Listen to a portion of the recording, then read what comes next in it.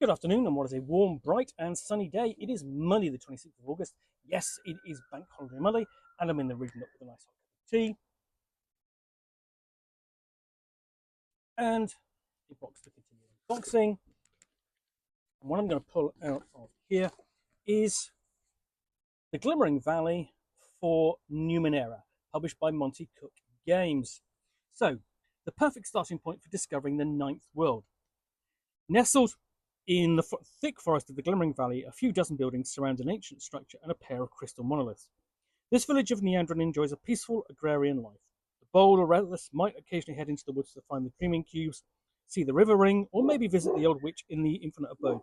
But the distant city of Ketarak and the wide world beyond it are little more than rumours carried in by the occasional visitor. The ninth world is a vast, strange, and intimidating world.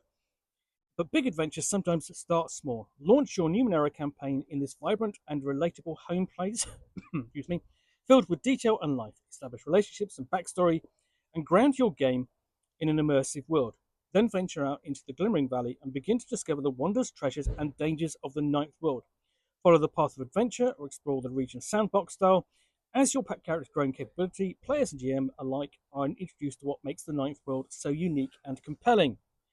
And when you're ready, heading out of the Glimmering Valley, prepared as players, GM, and characters to face the vast, awe-inspiring world of Numenera. In the Glimmering Valley, you will find a richly detailed locale to launch a new campaign filled with interesting and dynamic NPCs, situations, and locations, a chapter designed specifically for the players to immerse them in this vibrant setting and help them create characters truly at home in the ninth world, loads of adventures to get your campaign off to an exciting start, follow the plot threads, or explore the vast sandbox of the Glimmering Valley, an easy on-ramp into the broader ninth world that helps players and GMs discover what makes Numenera such a compelling setting. Fantastic for players who experience Numenera for the first time. Loads of new creatures, ciphers, artifacts, and more.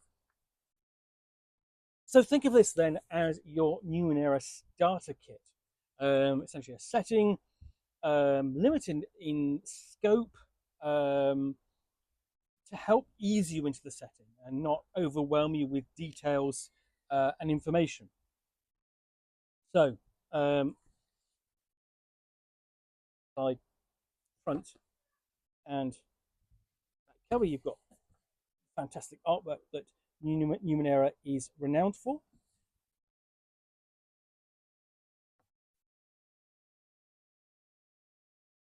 And in some ways, Numenera does have a starter set, but it's not a great starter set. This perhaps is more designed to ease you in than the starter set does. Starter set kind of hits you with a weirdness, but from this book, okay, you start out with the introduction. You've got details there of the icons, which represent the two core books of Numenera, Discovery and Destiny. Discovery is the one where it provides all the mechanics for standard play, standard creating characters, ciphers, creation, creatures, and more. Whereas Destiny is all about shaping the future of the setting around the player characters, building communities, and so on. So you've got the introduction explaining what it is, telling you that it's a campaign starter. And then chapter 1 is looking at notes for the GM in terms of taking process of beginning play step by step, and then the mood and tone of the setting, and advice if this is your first Numenera campaign. And, a map of the Glimmering Valley, which is the location. And essentially, this is you've got basically the village at the top there, and then far away you've got the city of Cataract, where far off where the play characters are not particularly necessarily interested in going. But you do have advice on using the Glimmering Valley in an existing campaign. Not extensive because that's not really what it's designed for. Notes on things though on the weather and the adventures and stories that will take place, whether they're location based or event based, and notes on character progression and the dream. There's a dream that everybody has, whilst in the valley. It continues and it's perfectly normal. But that's the fact that it changes is what triggers the start of the Glimmering Valley campaign. Then we have uh, discussion of sort of like how to reduce the players, um, how to get the campaign going, and then how to create the characters themselves and uh, what types of characters to create, special abilities and the Numenera, because um, each character in or a character in Numenera or the cyber system in general is a character type, is a who does something special in a particular way. So that is one who essentially who command is a jack or a glaive um, or a nano who controls gravity or rages or rides the lightning and so on. And what it does here is it goes through and discusses which ones are appropriate and which ones are not. So it's yes, in some ways it's restricted. You come to the setting and you go, oh, I want to play that. This setting um, restricts your choice or makes your choices more difficult because some of the powers are seen as being sorcery. Because this is a backward-looking. It's not well. It's a place with a limited outlook and experience. You've got a discussion of those. You've got a discussion of the equipment available, and then we are on to things like village connections. You basically create characters and you tie them into the members of the village, have relationships with them, have links so that you can tie it into the campaign more closely. Then we have a description of Neandrin as a location and the various NPCs, the various inhabitants of the village and their outlook. All here for the benefit of the game master to portray them as living, breathing members of the village who have a relationship with one or more of the player characters. There's the map of Neandrin.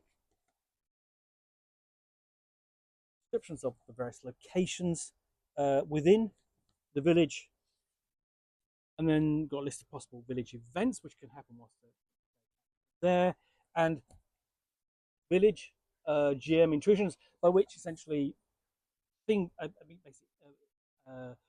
events that can impede the player character's actions, but if they overcome them, give them a chance to grow and improve. In other words, earn experience points. And then we move out into the wider valley, looking at some of the flora and fauna, and that's in addition to the creatures presented in the Numenera discovery book. Look at all the various locations across the valley, up and down, including Lake Memory, a bandit camp, Atta's house. Essentially, that's going to be that's the old witch's house. And the thing is, this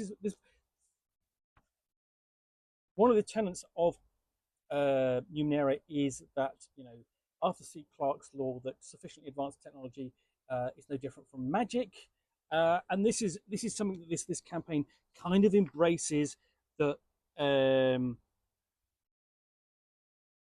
until the player characters kind of experience the wider world and learn differently. So locations, the dreaming cubes sort of that appear in the player characters' dreams, possible encounters. These are all nicely detailed, ready to be expanded by the game master. And then specific locations like the Haunted Stair, ready to be explored. And then what happens when they do? What do they discover?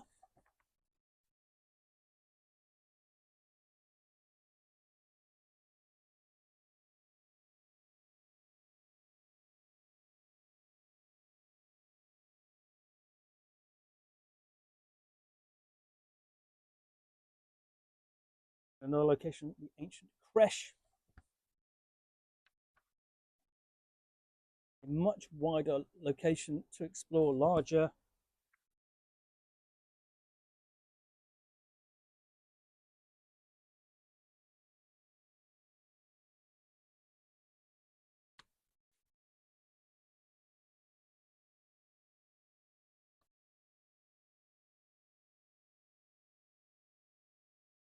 Perhaps I discover one of these walking machines.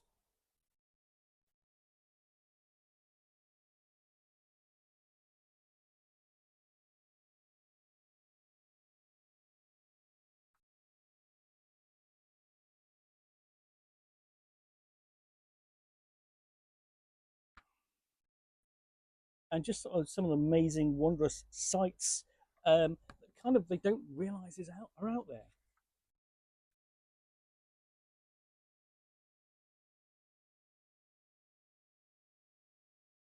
The ancient creche is quite an extensive um, location and will require quite a lot of exploration. Then we have the actual location of Cataract at the end of the valley. I think essentially the jumping off point for, a campaign in the wider uh, world of the Ninth Age.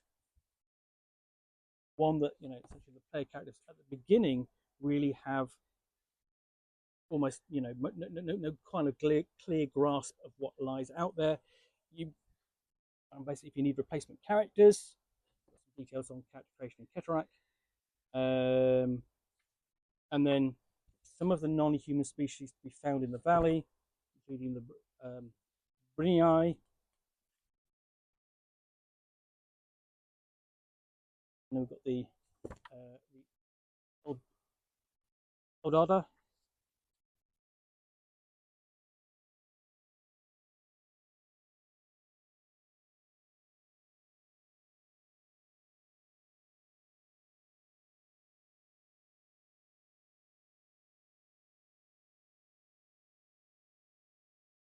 Ultimately, they may well be faced with the Auroch invasion. Um, very Skeksis, I would say, from Dark Crystal.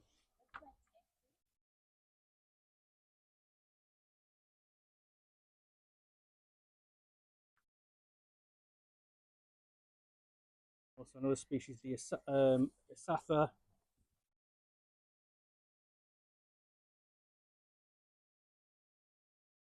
And that brings the campaign to a close, having reached Cataract and slightly beyond. And we've got a section of new creatures. And these can easily be imported to a standard Numenera campaign.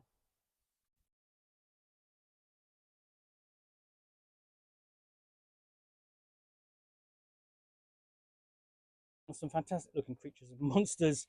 They're going to go, you're going to unnerve your player characters.